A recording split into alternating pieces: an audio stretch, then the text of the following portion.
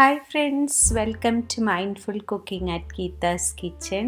Today's special is homemade sambar powder. അപ്പോൾ നമ്മൾ ഗീത കുറച്ച് നേരമായി നടക്കുന്നു. ഇപ്പം പോയിട്ട് വീട്ടിൽ പോയിട്ട് എന്താ പരിപാടി, എന്തെങ്കിലും ഉണ്ടാക്കാൻ പ്ലാൻ ഉണ്ടോ?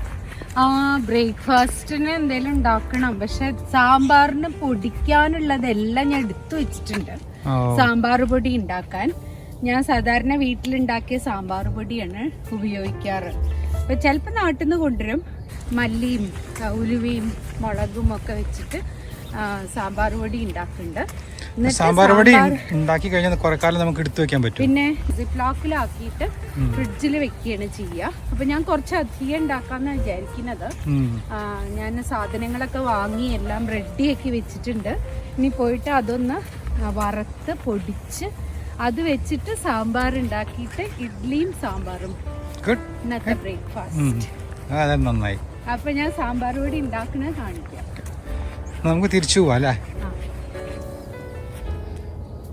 നമ്മുടെ നെയ്ബർഹുഡിലെ പാർക്കിൻ്റെ ഒരു സൈഡിലെത്തി. ഞങ്ങൾ തിരിച്ച് വീട്ടിലേക്ക് തന്നെ പോവുകയാണ്.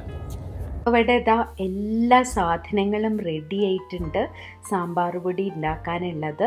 ഇതിൻ്റെ അളവുകളൊക്കെ ഞാൻ ഡിസ്ക്രിപ്ഷൻ ബോക്സിലും ഇടാം. അപ്പോൾ അവിടുന്ന് നിങ്ങൾക്ക് എഴുതിയെടുക്കാം. സാമ്പാർ പൊടി പല തരത്തിലുണ്ടാക്കാം കേട്ടോ. ഇന്നത്തെ സാമ്പാർ പൊടിയിൽ ഞാൻ കുരുമുളകും ഉഴുന്നുപരിപ്പും ചേർക്കുന്നുണ്ട്.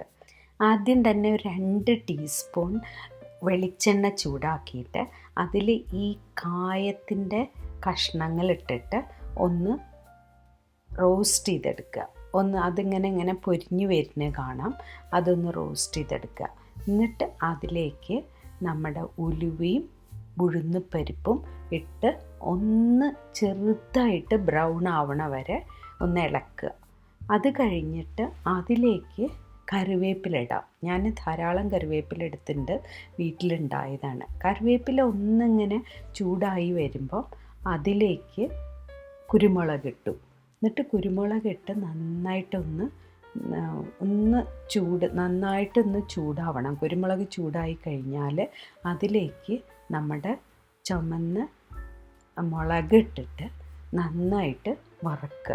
അപ്പം നിങ്ങൾക്ക് കാണാം മുളകിൻ്റെ കളറൊന്ന് ചെറുതായിട്ട് മാറുന്നുണ്ട്. അത് വല്ലാതെ ഇതാക്കരുത് കേട്ടോ, കരിക്കാൻ പാടില്ല. പിന്നെ നമ്മുടെ ഉഴുന്നുപരിപ്പും ഉരുവിയൊക്കെ നല്ല ബ്രൗൺ കളറായിട്ടുണ്ട്, ഒരു നല്ല ഗോൾഡൻ ബ്രൗൺ കളറായിട്ടുണ്ട്. എന്നിട്ട് ആ മുളകൊന്ന് ഇങ്ങോട്ട് പൊട്ടിച്ച് നോക്കിയാൽ നിങ്ങൾക്കറിയാം മുളകിൻ്റെ പാകം. അതിങ്ങനെ പൊട്ടിച്ച് കഴിഞ്ഞാൽ പെട്ടെന്ന് ഇങ്ങോട്ട് പൊട്ടി വരണം. അപ്പോഴേ അത് നല്ല പൊടിയായിട്ട് കിട്ടുള്ളൂ. എന്നിട്ട് ഇനി മല്ലി നന്നായിട്ട്, മല്ലിയിൽ എണ്ണയൊന്നും ചേർത്തിട്ടില്ല, ഡ്രൈ റോസ്റ്റ് ചെയ്താൽ മതി. മല്ലിയും കുറച്ചും കൂടി മുളക് എടുത്തു. ഞാൻ 200 ഗ്രാം മറ്റേൽ ചേർത്തത്, ഒരു 50 ഗ്രാം ഇതിലും ചേർത്തിട്ടുണ്ട്. അങ്ങനെ നന്നായിട്ടൊന്ന് ചെറുതായിട്ട് മല്ലിയുടെ കളറ് നല്ല മണമൊക്കെ വരും. ആ സമയത്ത് അത് ഓഫ് ചെയ്യുക. മല്ലി മുളകും വേറെയാണ് ഞാൻ വറുത്തെടുത്തത്. വലിയ പാത്രമാണെങ്കിൽ നിങ്ങൾക്ക് എല്ലാം കൂടി ചെയ്യാം കേട്ടോ. ഞാൻ മല്ലി മുളകും വേറെയാണ് വറുത്തത്. എന്നിട്ട് അത് പൊടിക്കുന്ന സമയത്ത് ഞാൻ കുറച്ചും കൂടി കായത്തിൻ്റെ പൊടിയും പാപ്രിക്ക പൗഡറും ചേർത്തു. Paprika powder Kashmiri chilli powder ചേർക്കണം എന്നില്ല കേട്ടോ. കാരണം ഞാനൊന്ന് കളറ് കിട്ടാൻ വേണ്ടിയിട്ടാണ്. അത് വീട്ടിലുണ്ടായിരുന്നതുകൊണ്ട്, ഓർഗാനിക് പാപ്രിക്ക പൗഡർ വീട്ടിലുള്ളതുകൊണ്ട് ചേർത്തു എന്നേ ഉള്ളൂ. അത് ചേർക്കണം എന്നൊന്നുമില്ല. എന്നിട്ട് എല്ലാം കൂടി നന്നായിട്ട് മിക്സ് ചെയ്തിട്ട് തണുക്കാൻ വയ്ക്കുക. തണുക്കാൻ വെച്ചിട്ട് അതെടുത്തിട്ട് നമ്മൾ എയർ ടൈറ്റായിട്ടുള്ള സിപ്ലോക്കിലോ കണ്ടെയ്നറിലോ എടുത്തു വെച്ച് കഴിഞ്ഞാൽ ഇതൊരു കൊല്ലത്തോളം നല്ല ഫ്രഷായിട്ട് നിൽക്കും. ഫ്രിഡ്ജിലാണ് കേട്ടോ ഞാൻ വയ്ക്കാറ്. ഇത് ഞാൻ സാമ്പാറിന് അരച്ചതാണ് കാണിച്ചത്. ഞാൻ കുറച്ച് നാളികേരം ചേർത്തിട്ടുണ്ട് കേട്ടോ. നാളികേരം ചേർക്കേണ്ട ആവശ്യമില്ല, കാരണം നമ്മൾ ഉഴുന്നുപരിപ്പ് ചേർത്തതുകൊണ്ട് അതിന് കൊഴുപ്പുണ്ടാവും. പിന്നെ സാധാരണത്തെ മാതിരി വെജിറ്റബിൾ നന്നായി വേവിച്ച് അതിലേക്ക് പുളി ഒഴിച്ച് പുളി തിളയ്ക്കുമ്പോൾ അതിലേക്ക് അരവ് ചേർത്ത് കഴിഞ്ഞാൽ ഉഗ്രൻ സാമ്പാറായി കിട്ടും. ഈ സാമ്പാർ പൊടിയുടെ സാമ്പാറിൻ്റെ മണം നല്ല മണമായിരുന്നു. പിന്നെ നല്ല എരിവുണ്ട്, അത്യാവശ്യത്തിന് എരിവുണ്ടായിരുന്നു. കുരുമുളകും ഒക്കെ ചേർത്തതുകൊണ്ട് നല്ല എരിവുണ്ടായിരുന്നു. അപ്പോൾ നിങ്ങൾ ഉണ്ടാക്കി നോക്കിയിട്ട് അഭിപ്രായം പറയൂ. Thank you for watching. Please try the recipe and comment.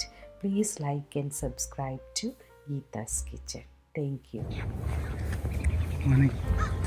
പിന്നെ ഒരു കാര്യം പറയാൻ മറന്നു. 2 കപ്പ് സാമ്പാർ ഉണ്ടാക്കാൻ ഒരു 4 ക്വാർട്ട് സാമ്പാർ ഉണ്ടാക്കാൻ നിങ്ങൾക്കൊരു 4 ടീസ്പൂൺ പൊടി ഇട്ടാൽ മതി കേട്ടോ.